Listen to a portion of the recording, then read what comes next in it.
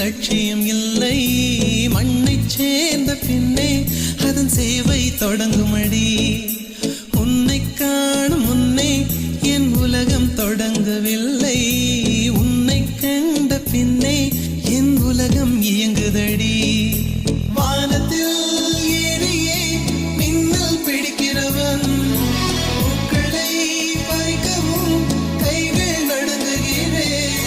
பகவான் பேசுவதில்லை, அடபக்தியும் குறைவதும் இல்லை.